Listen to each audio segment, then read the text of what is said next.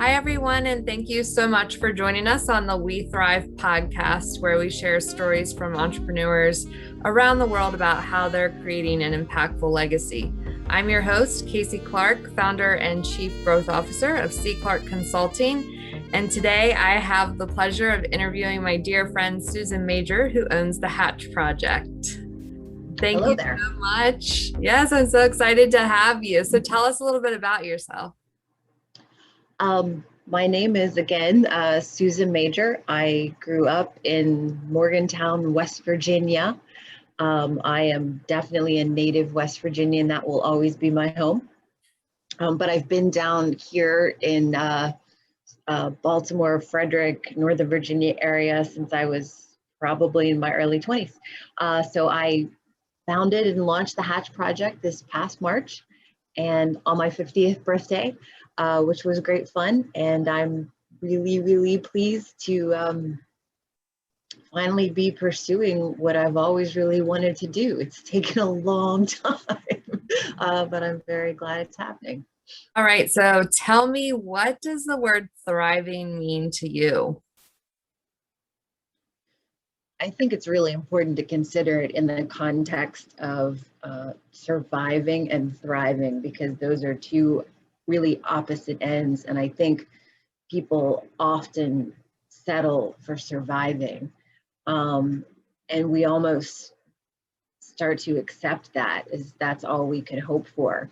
In the concept of thriving, it means to really be building strength, to be building momentum, to be building charisma, and to be able to proliferate that and share that.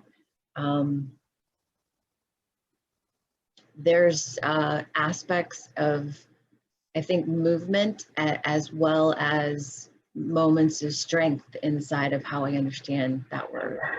You stated kind of what it isn't and what it is. I feel like a lot of times it's easier to get a deeper understanding of something when we understand what it is not. So thank you for that perspective. So when you've been looking at thriving yourself, what obstacles have you faced where you felt like it was, preventing you or really hindering you from thriving?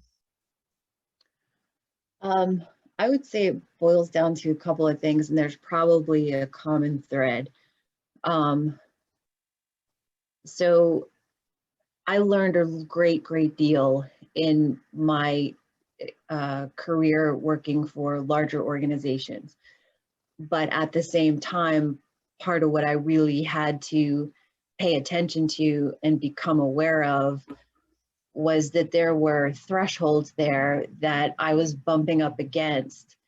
And it really didn't matter what yoga posture I assumed, I wasn't going to get through them at that particular scenario. And I ultimately had to decide that I couldn't outsource essentially those thresholds to somebody else. Mhm. And so even when I was at these larger organizations, like I kind of dropped back and looked at like, hey, I want to go learn more things. I want to go get this, agile training, or I want to go back to school. And what that did was it sort of brought it back to me and my own control. And I stopped even looking for anybody else to pay for it, which is a big part of just life. But at some point, like when you own it, you own all of it. So I would say there was that piece of it. And I think maybe the name one gives that is sort of taking that threshold and taking that sovereignty back. And then on the other side, and this came as a result of pursuing that school, this particular course of study that I'm in right now is harder than anything I've done before. And it's also just a big stretch for my brain. And I've had to like assimilate a lot of information that did not come easily, like having to read things 6 and 7 times, even to understand like what they're saying. And that really frustrated me because I was used to getting things faster. Mhm. And I ultimately like got more wrapped up in the frustration of not getting it than just like letting that go, getting comfortable with the fact and saying, you know what, you can't lie to yourself. You either get it or you don't. So persist. And so I think that lesson was really about just allowing the time to come into understanding that it requires, and just being really honest about what that looks like. Yeah. And if memory serves me correctly, you're getting your doctorate right now, aren't you? Yes, there's a program at Hood College here in Frederick. They have one's called Doctor of Organizational Leadership, and then the other is Doctorate of Business Administration. So they're really the same program, but they fuse together like business, organizational behavior, and then leadership. And it's really been really cool because it's a bunch of things that I was overlapping before. And happily, he's been very flexible with me because I'm always sort of like pushing on the boundaries, not on purpose. It's just sort of where my curiosity takes me. So yes, is the answer. That's awesome. And kudos to you. I've dabbled in looking at different programs and I haven't pulled the trigger yet. So kudos to you for doing that. I mean, that in and of itself seems like an obstacle. Like getting a doctorate degree is no easy feat. Yeah, it is. It is definitely, it's wildly rewarding because you look at the synthesis of what you're asked to do. And that's exceedingly helpful just in building your confidence in other scenarios where you really don't know the lay of the land. Mhm. You know that I can break all of this down and ultimately come to some synthesis. So it's been confidence building in that regard.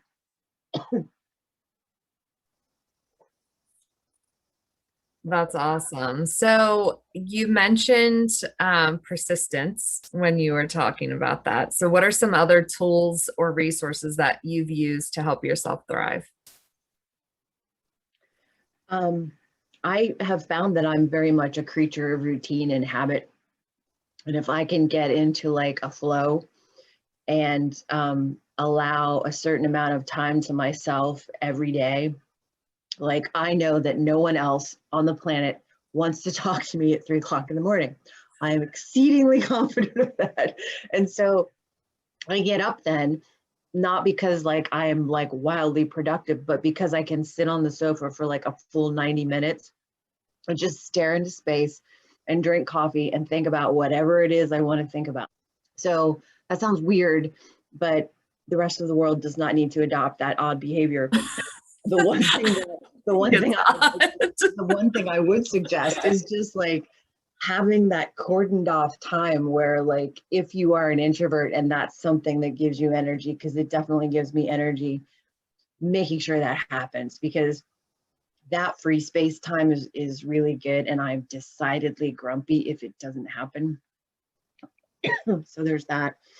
I think play is a big part of it too. I mean, and as much as like my life gets sort of routiny, and might not sound all that exciting to other people, like when I do go home and I'm with my husband James, like we're just playful, we're silly. Like he's totally willing to be like nerdy with me and you know, sing songs to the dog, you know, all of that like is really rejuvenating because it's just a totally different part of your brain and you could sort of wander a little bit, and that's definitely needed too.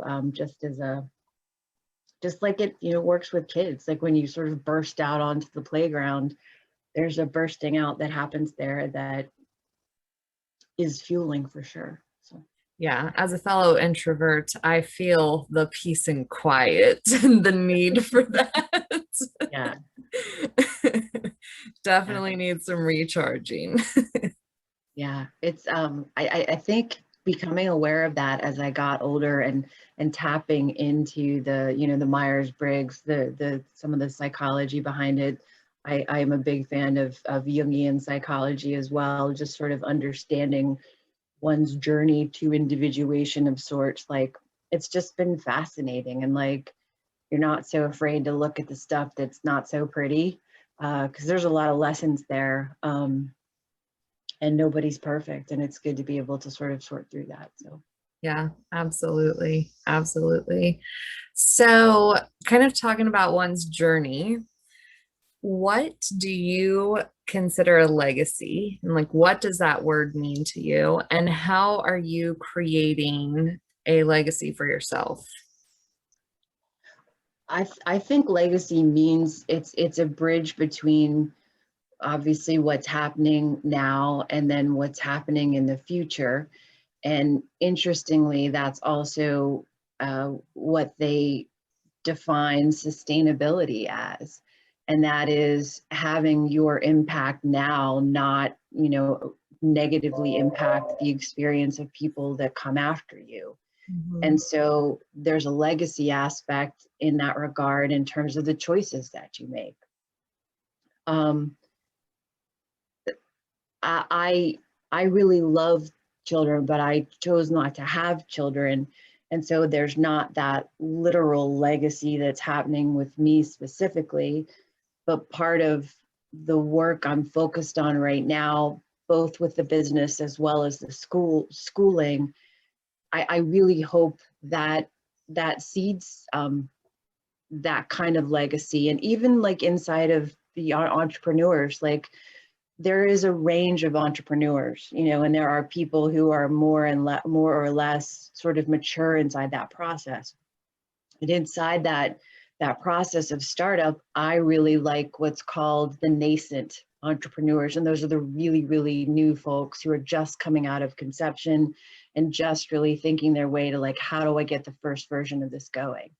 And so Mhm. when I think about like what I'm studying and what I really care about, I love the opportunity to plant that there, because then that becomes something that they can opt into and they can grow. And if they can grow that throughout their organization, then there's really a chance that there's a sustainability aspect to that as well. So I'm hopeful. I think there's a really big need to really rethink how we run organizations and how we lead organizations. And if I can share that with people that I get to partner with, that delights me to no end. So Yeah, well, knowing a little about what you do, I wholeheartedly believe that you're creating a legacy. I mean, to truly take someone's, like you said, their concept and bring that to life, which I love the whole Hatch project concept and how that correlates. But just doing that, and like you said, you're planting the seeds and you're helping them get that going, which I think is remarkable because a lot of people they don't even take the first step to start their own business, let alone help other people start a new product or a fresh new business or anything. So I think that's pretty remarkable. great. Thank you. You're very welcome. So, given your experience with school and with starting your own business and even in the corporate world, what are some nuggets that you have for someone who's trying to create a legacy themselves? I think one of the most valuable lessons I learned was to do not wear the proverbial white pantsuit. And that, like, if you've ever worn a pair of white pants or a white blazer or whatever else, it makes you incredibly like self-conscious and like you're careful about everything. And if you spend your life like that, I can't imagine what you're going to end up in the head, but like you will be so uncomfortable and you'll never really get to put your own voice out there. And I think there's such incredible power in putting your own voice out there because then you get to see what happens as a result of it. So I there is a great deal of power and authenticity in putting your own voice out there, in experimenting with it, in learning from it, and in being in collaboration with somebody else. And so letting that either not take hold of you or loosening that or just letting it go altogether, I think can be wildly freeing. Um, and I absolutely think as well, I mean, and it may very well be a step in that process to really pay attention to what problem you want to solve. And I don't mean that that's a very tactical problem like, hey, the very first thing I want to target is the thing that's going to make me money. Money is a very good thing, and it is part of business. If you can't do business without it. But if you can tap into like what makes you truly happy or what problem you really want to solve, that central fire can set that trajectory for you. And that can become both the fuel that keeps you going, and it can also become the keel that keeps you steady, because you're going to get blown everywhere no matter what, especially as an entrepreneur. And that can actually keep you centered, keep motoring along, because you need that. So Yeah. I saw a quote yesterday and I forget exactly what it said, but it was something like, it's time to forget what people call you and remember you at your heart, or something. And what you said just reminded me, because as entrepreneurs, we do get blown off course sometimes, and it's really, really important to have a centering around what we're doing. So I love that you bring that out of people when you help them.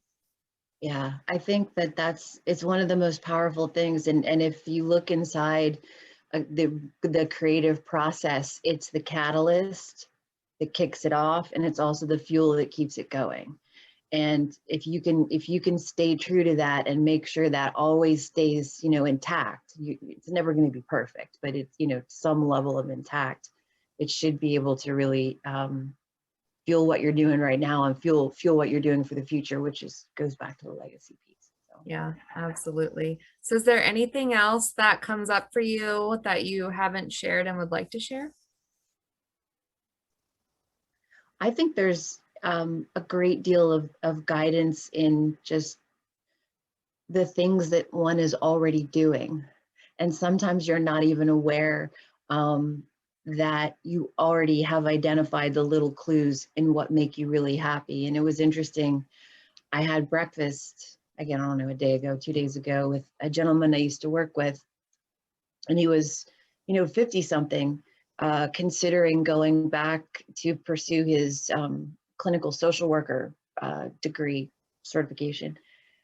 And he was really, really hesitant and reticent about it. And I reflected to him, I said, this is what I valued about our relationship over the years. You're really good at helping me think about things differently. You're really good at helping me understand perspectives I haven't seen before. Like, you challenge my thinking, and you do that in a way where I don't feel like, And I said, so, such and such, you've already been doing that. And in terms of the helping people think through it, like a therapy piece. And he was like, he's like, I don't like it that you're right. So I think we all do that to a degree. We don't even notice, because we do follow those things we love. Yeah, absolutely. And, sometimes we just have to dig through the stuff. I mean, and just get back in touch with ourselves. And I think it goes back to that quiet time that you're talking about, and understanding where you get that space to be able to process and come up with new ideas or, thoughts. So Yep, absolutely. I love it. So how can our listeners connect with you or learn more about what you do? The Hatch Project website is hatchopens.com. And folks could certainly go there, and there's a little contact form.